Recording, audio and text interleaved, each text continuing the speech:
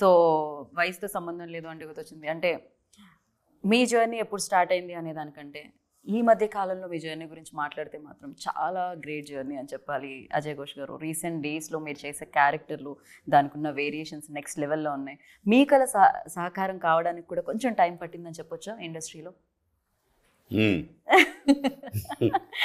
అదే అంటాడు సుకుమార్ గారు, ఘోష్ని మేము లేటుగా గుర్తించాము అని అంటాడు.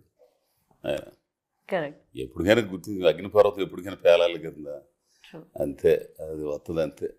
అయితే కాగాల కాగి ఒక్కసారి బ్లోఅవుట్ అయితే అప్పుడు ఉంటుంది కథ. సో పరిస్థితులు అన్నీ, ప్రతికూల పరిస్థితులు చాలా ఎదురైనాయండి. అవి చెప్పుకుంటే తీరే కాదు, ప్రతి ఒక్క మన జీవితంలో ఉంటాయి. సినిమాల్లో అంత పెద్ద చిరంజీవి గారికి తప్పలేదు, మోహన్ బాబు గారికి తప్పలే, మనమెంత. సో ఈ చిన్న గుర్తింపు రావడానికి కూడా చాలా పరిస్థితులు ఎదుర్కొన్న టైంలో, అదే టైంలో ఆ నిజాయితీగా పనిచేశాను కాబట్టి, నిజాయితీగా ఎదుర్కొన్నాను కాబట్టి అంతరాత్మ సాక్షిగా గుర్తించగలిగారు. అట్లా ఈ మాట ప్రయాణంలో ఇట్లా ఈ దాకా వచ్చా. సో మ్యూజిక్ షాప్ మూర్తి ఎంతవరకు రిలేట్ అయ్యిండే అజయ్ ఘోష్ గారికి? బికాస్ యువర్ జర్నీ ఆల్సో నేను చెప్పిన చాలా లేట్గా నా పెళ్ళాం చూస్తా సాంబలక్ష్మి ప్రివ్యూ చేసి అందరూ ఆర్టిస్టులు అందరికి వేసాడు ఆయన రామానాయుడులో. ఆమెను ఊరి నుంచి పిలిపించి కూర్చోతుంటే ఏడుతుంది. ఏందమ్మా ఏడుతున్నావు అంటే, అంత మందే కదా అయ్యాడు అంతా అని అంటుంది. మందే కనపడుతుంది అయ్యా నాకు ఆనందే లే బాగుంది. మన కూడా అంటుంది జనం, మా అజయ్ గారు వీళ్ళందరూ జనం చూస్తారంట.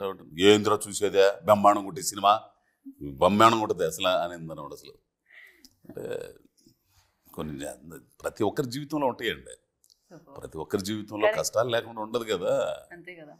కానీ గోల్ పెట్టుకున్నప్పుడు తప్పదు, ఇక ఎదుర్కోక తప్పదు.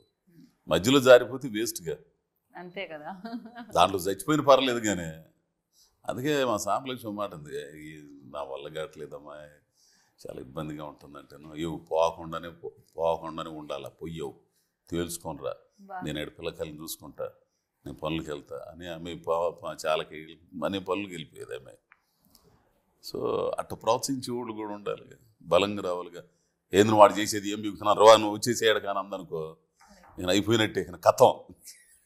ఎంత గొంతున్నా, ఎంత టాలెంట్ ఉన్నా, ఏమన్నా కానీ ఇక అక్కడే గాలి పాటలు పాడుకుంటా, గాలిలాగా వ్యవహారాలు తీసుకుంటా, ఆడే నాటకాలు వేసుకుంటా, ఆడే ఇది చేసుకుంటా, అబ్బా ఒకప్పుడు ఇది అది అని అనుకుంటే ఇవన్నీ చెప్పుకుంటూ ఉండాలి ఇక్కడ, అంతే.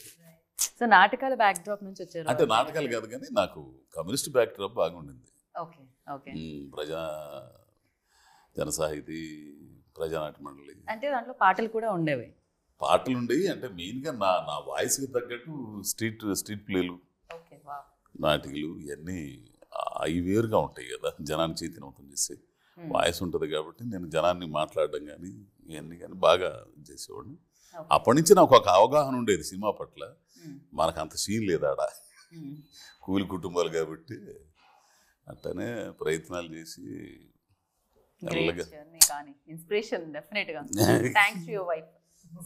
అదైతే నిజం. ఇప్పటికి నన్ను తిడుతున్నా కానీ అందుకు మాత్రం ఆమెకి జీవితాంతం రుణపడి ఉంటాయి, అంతే. అందుకే తిడుతుంటాయి, పడి ఉంటాడులే అని. సో మీరు ఇండస్ట్రీలోకి రావాలి అని అనుకున్నది ఎప్పుడు, అండ్ ఇన్స్పిరేషన్ ఏంటి? ఇక్కడ వరకు ట్రై చేయడానికి అసలు ఏం తీసుకొచ్చింది ఇక్కడ వరకు మిమ్మల్ని యూఎస్ నుంచి?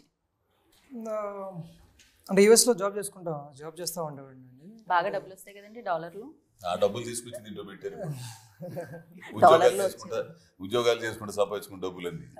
సాంబలక్ష్మి లాగా ఎవరో సపోర్ట్ ఉన్నారు సార్ అక్కడ కూడా? అప్పటికి సాంబలక్ష్మి లేదండి, సాంబలక్ష్మి గారు లేరు. జాబ్ చేస్తూ ఉండేవాడిని. అంటే అప్పటికి 10 years అవుతుంది యూఎస్లో ఉండి. సో అంటే ఒక మొనాటిని వచ్చేసింది, చేసి అంటే ఇంకా నచ్చట్లేదు. అది ఎంత చేసినా సరే రోజు 9కి వెళ్ళడం 5కి రావడం, 9కి వెళ్ళడం. డైలాగ్ ఉంటుందండి దాని గురించి అయితే, చెప్పొచ్చా అది డైలాగ్ ఏమన్నా? వద్దులేండి, అంటే ట్రైలర్ ఉంది కదా నెక్స్ట్.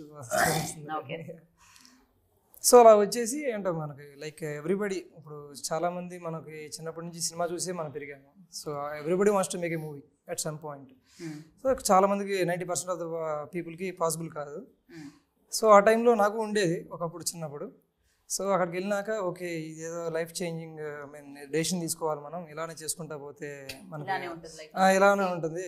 అంటే యూఎస్ అనేది ఒక చిన్న పుస్తకంలో రూల్స్ 4 రూల్స్ ఫాలో అవుతే ముందుకెళ్ళిపోతూ ఉండాలి. సో అది ఎందుకో మరి కొంచెం నచ్చలేదు.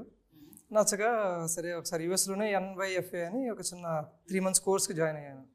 అసలు నేను ఏంటి నిజమేనా లేకపోతే ఇది జస్ట్ ఒక చిన్న అందరికి వస్తుంది కదా ఒక హీట్ ఆఫ్ ద మూమెంట్లో ఒక ఐడియాస్ చెక్ చేసుకుందామని వెళ్ళాను. అక్కడ 3 షార్ట్ ఫిల్మ్ చేశాను చిన్న చిన్నవి. అంటే అవి బాగానే వచ్చినాయి, బాగున్నాయి అనిపించింది. ఓకే నేను ఆ ప్రాసెస్ని ఎంజాయ్ చేశాను. ఓకే ఇదంతా నాకు నచ్చింది, so let's go to India అని చెప్పి వచ్చాను. వచ్చి ఇంకా అంటే అప్పుడే కథ రాసుకున్నాను. ఇంకా రాసుకుని అజయ్ ఘోష్ గారిని అప్రోచ్ అవ్వడం జరిగింది. అజయ్ ఘోష్ గారే అనుకున్నారు ఫస్ట్ నుంచి, మొదటి నుంచి? డే 1 నుంచి అజయ్ ఘోష్ గారే. డే 1 నుంచి అజయ్ ఘోష్ గారే. ఎందుకంటే ఆయన అంటే అప్పటికి ఆయన సినిమాలు ఏమి రిలీజ్ కాలేదు, చాలా వెరీ చిన్న. అంటే రంగస్థలం ఒకటి ఉంది బాగా పాపులర్, ఇంకా మన ప్రస్థానం ఒకటి ఉంది అది బాగా బ్యాక్ జ్యోతిలక్ష్మి. బట్ ఆయన యాక్టర్గా 3 చిన్న సినిమాలు చాలా అనిపించింది నాకు. సో దాని గురించి ఇంకా ఆయన యాక్టర్గా నేను ఈ క్యారెక్టర్ ఖచ్చితంగా అప్పటికి ఈయన అంత సెన్సిటివ్ క్యారెక్టర్ చేసినట్టు లేరు. మారుతి గారి సినిమా చేసినట్టు కాబట్టి దానికన్నా ముందే రాసుకున్నాను నేను కథని, అది రిలీజ్ అవ్వకముందే. సో బట్ మా మంచి రోజులు వచ్చాయి చూసినాక నాకు ఇంకా కాన్ఫిడెన్స్ వచ్చేసింది, ఒక పర్ఫెక్ట్ సింక్ అయినా ఈ క్యారెక్టర్లోకి, ఇంకా అలా తీసుకోవడం జరిగింది. సో అలా జరిగిందనమాట. అలా యూఎస్ మిమ్మల్ని ఇక్కడికి రప్పించి మ్యూజిక్ షాప్ మూర్తిని క్రియేట్ చేసేలా చేసింది. రోజు జాబ్ ఏంటి అని ఏదైనా కొత్తగా చేద్దాం అనుకుని కొత్త కాన్సెప్ట్తో వచ్చారనమాట. And Chandini you tell me like Ajay Ghosh garu is a finest actor, చూస్తూనే ఉన్నాం. ఏ రోల్ అయితే ఆ రోల్ అలా మోల్డ్ అయిపోతుంది ఆయనకి. ఏదో వేడి ఇనుమును ఉంచినట్టు మీరు క్యారెక్టర్ని మీ వైపుకి మోల్డ్ చేసుకుంటారు. Yeah for you Chandini action reaction ఉంటుంది కదా when you are acting with this finest actor. So ఎలా అనిపించేది అది సెట్లో? చాలా ఛాలెంజింగ్గా అనిపించేదండి. ఎందుకంటే వెరీ రేర్లీ ఇలాంటి ఆపర్చునిటీ దొరుకుతుంది ఒక అద్భుతమైన యాక్టర్తోని స్క్రీన్ షేర్ చేసుకునేటప్పుడు. అప్పుడు ఎలా ఉంటుందంటే మనం ఇంకెలా చేస్తే ఆయనకి ఈక్వల్ అవుతాం, ఇంకెలా చేస్తే ఆయనకంటే బెటర్గా చేయగలం అని ఒకటి వస్తుంది. సో తెలియకుండానే ఒక kind of room for improvement అన్నది మనల్ని మనం బ్యాండ్ విత్ ఎంతవరకు పెంచుకోగలం అనేది కూడా ఉంటుంది. సో ఆ విధంగా నాకు చాలా సహాయపడింది. మ్యూజిక్ షాప్ మూర్తి అనే పెట్టడానికి రీజన్ ఏంటి అండి? ఈ పేరే అంటే MM కలుస్తుందనా? మ్యూజిక్కి M, మూర్తికి M వస్తుందనా? షాప్ ఉంటుంది. ఓకే, సో అందుకని మ్యూజిక్ షాప్ మూర్తి అని. ఈ ఒక్క మాటతో ఈ చైర్ తీసుకొని ఎందుకు పెట్టారంటే మ్యూజిక్ షాప్ ఉంటుంది అందుకని మూర్తి అని పెట్టారు. ఈయన పేరు మూర్తి గారు, ఆయనకి మ్యూజిక్ షాప్ ఉంటుంది. సో ఆ సిటీలో అందరూ మ్యూజిక్ షాప్ మూర్తి అని పిలుస్తారు. అవును కరెక్ట్. టీ కొట్టు మస్తాన్, మిఠాయి కొట్టు రాంబాబు, కరెక్ట్. అవును